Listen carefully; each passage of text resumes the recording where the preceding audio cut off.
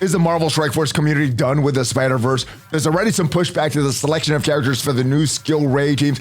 Did the devs choose the right characters and the right team? And is Goblin running a big costume scam? Where have all the missing costume credits gone? And now that leader has arrived with a Gamma tag, which original Gamma team member gets dropped? We're discussing all of these topics and the rest of your questions for the mailbag on this special Tuesday edition of the Monday Mailbag. And if you're ready for all that and more, then you know what to do, Valley Club. Find that like button and let's go smash it. And welcome back to the ValleyFlyin channel. I'm Paul, also known as ValleyFlyin. I hope you're having a great day. In this video, we're discussing the Spider Society. Did the devs choose the right team for the skill raids? Also, there's some issues with the Green Goblin trials and how can you get some free power cords? We're gonna talk about all of that in this video and the rest of your mailbag questions. But before we get to all that, if you haven't done so already, hit that subscribe button for more great Marvel Strike Force content. At least 5 Marvel Strike Force videos per week on this channel. Usually there's more. We get question and answer videos like this, news videos, reveal videos, everything to help your experience in Marvel Strike Force. But if we go to the saltiest place on the internet, Reddit, we see that the top 2 posts here actually are about the same topic. Scopely, we love you, we care about you, but your Spider-Verse addiction is getting out of hand. 169 upvotes, and the next top post, Spider Society is stupid. 168 upvotes. So said here, Scopely, we love you, we care about you, your Spider-Verse addiction is getting out of hand.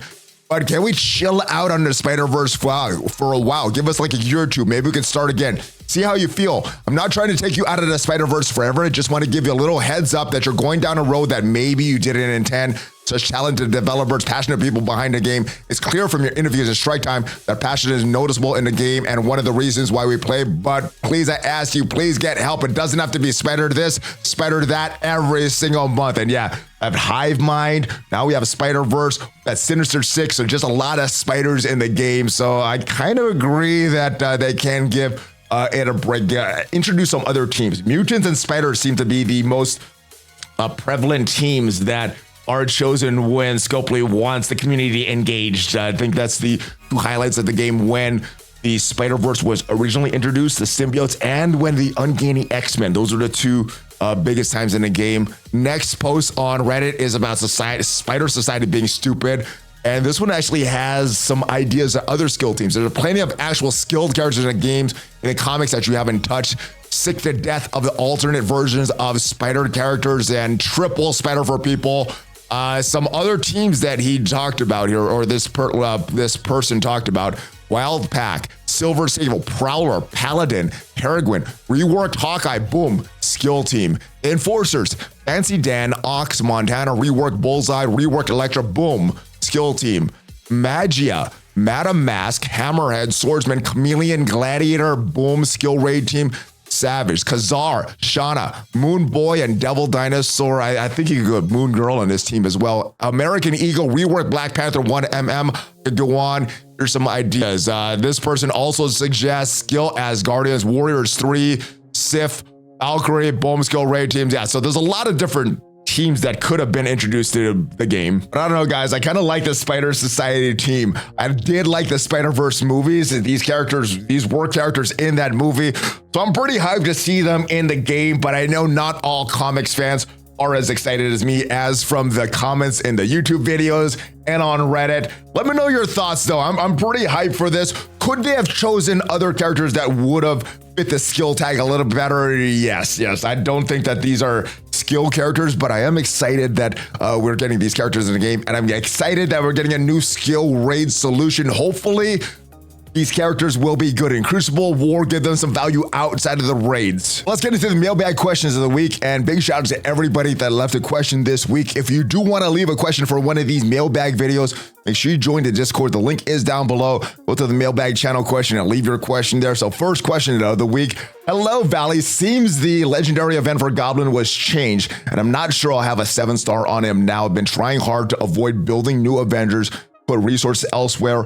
Rebirth gets me through all this challenge on difficulty 7 with all the packs enabled, but now it won't earn Goblin shards. I'm 60 shy of the 7-star. Difficulty 8 has a node that requires new Avengers, so I've been stuck with my 6-star Goblin. Should I build new Avengers, or will there be a way to get Goblin shards without them? So they do have this classic Green Goblin orb in the shop right now, and it does feature some shards of Green Goblin. The minimum drop is going to be 2 for each of these orbs.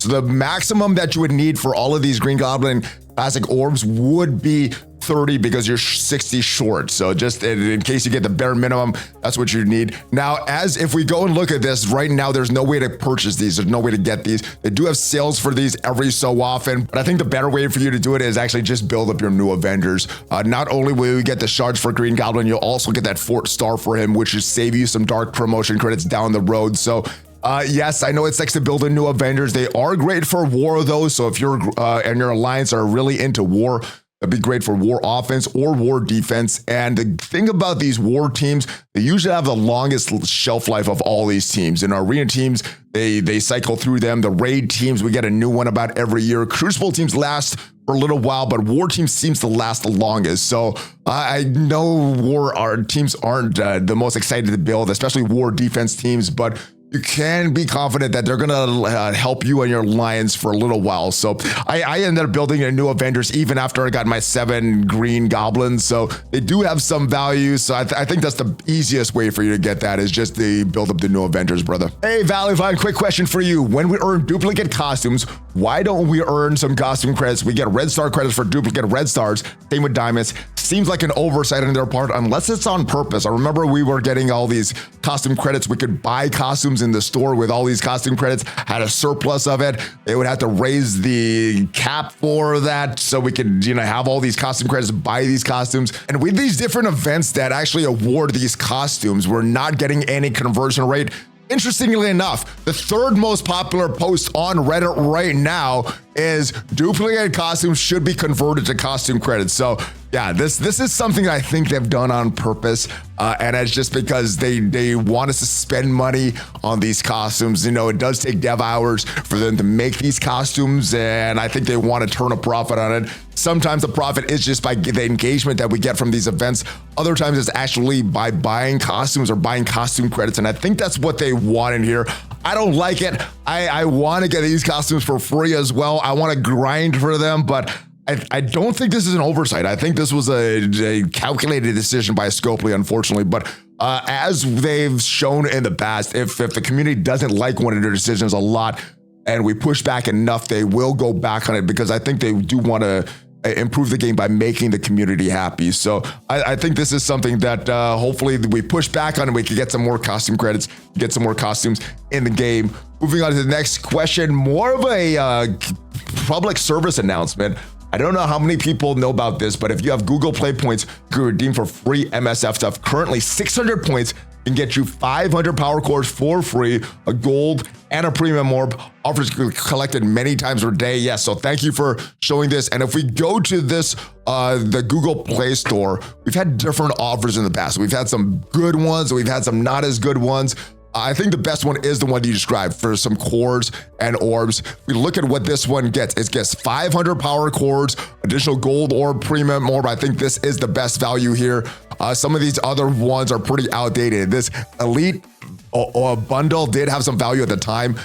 Campaign energy, ISO 8 orbs. An elite 4 orb really has no value right now. I don't think that Scopely has went back and looked at these for a long time. A golden orb, this is okay, but it's just 1 gold orb. And then this one, a mega energy pack, lots of energy, a mega orb. These are really not as valuable nowadays. So if you do have some of these Google Play points saved up, either from purchases in other games or from other purchases in Marvel Strike Force, yeah, I think the best one that you could get is this Corn Orb bundle. Fist bump Valley, fist bump back, my brother. Hope he can help. Never bought the bang for your buck, make good offers. And when I tried to do it during this weekend, because I found out Black Knight was going to be in the Strike Pass, I wanted to use the Ultra Cores to purchase that. So I went to the store.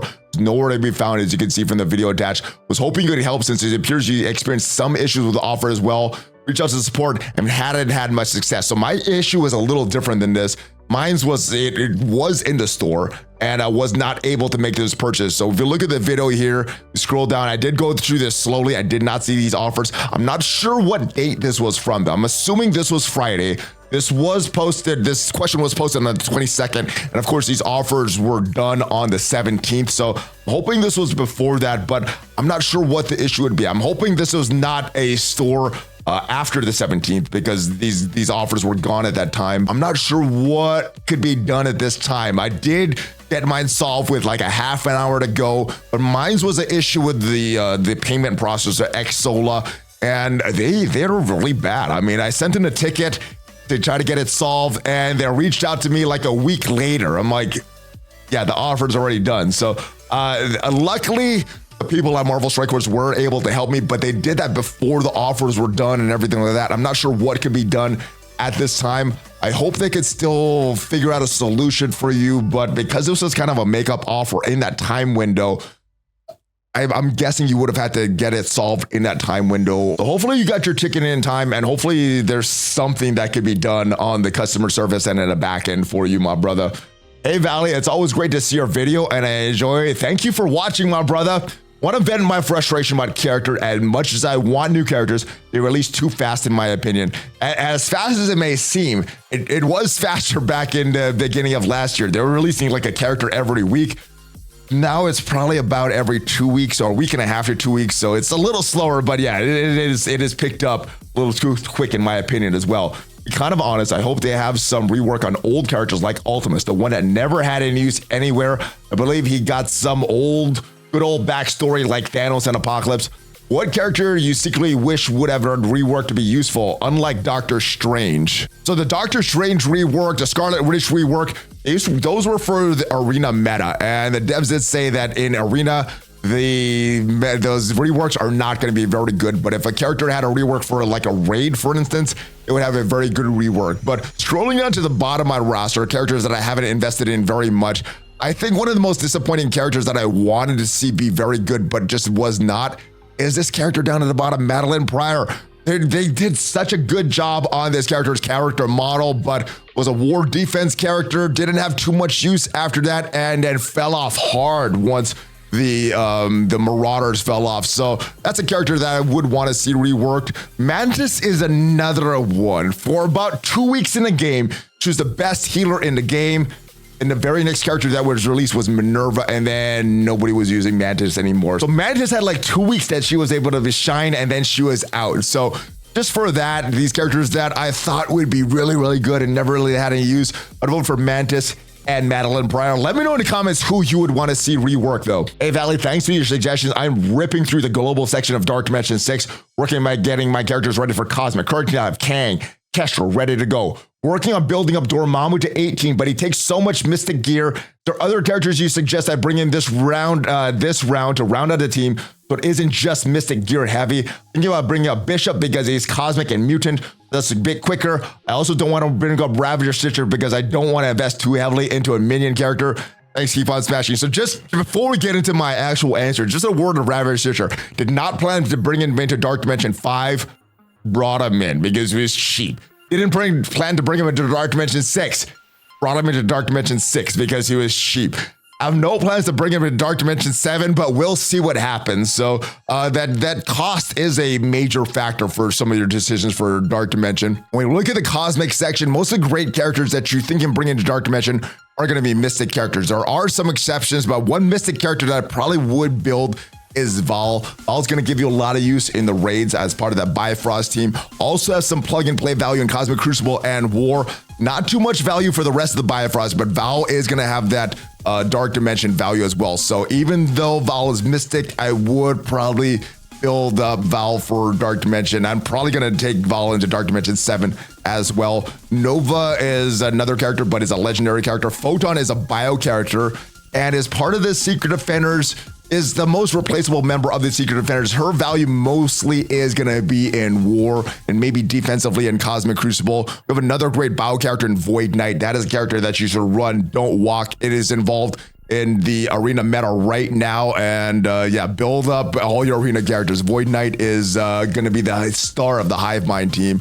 Also have some skill characters in Gamora and Moondragon. Infinity Watch does have a little bit of value right now. We talked about Stitcher already, and then Star-Lord Annihilation. I know some people brought in Star-Lord Annihilation for this because he's a skill character and there's not a lot of great skill characters out there.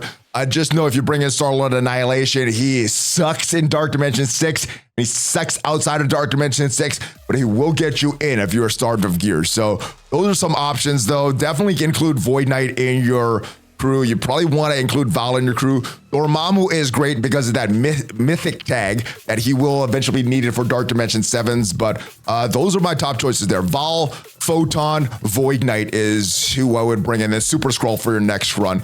If you have a little more gear, then build up Dormammu, Val, and Void Knight. Modern time listener, first time caller, with the leader having the Gamma tag, would you recommend him for unlocking Apocalypse? Yes, he is a current character with current stats. Those are always going to have much better stats than some of these older characters, so I would. If you do, who do you replace him with? 3 of the 5 Gamma requiring augmented Gamma radiation, leader requiring it as well, so it narrows down to Hulk, Red Hulk, an Abomination. Red Hulk stays because of the battlefield effects. It's actually his ultimate that is a lot more powerful. Most people think it's the battlefield effects that's really strong. It's the ultimate that is really, really strong. And the battlefield effects is nice, but the ultimate is very, very strong. Abomination, you need it for turn 1 stun on Weaver. So Red Hulk 1-2. She-Hulk isn't fast enough, leaving Hulk the only remaining option. Do you agree?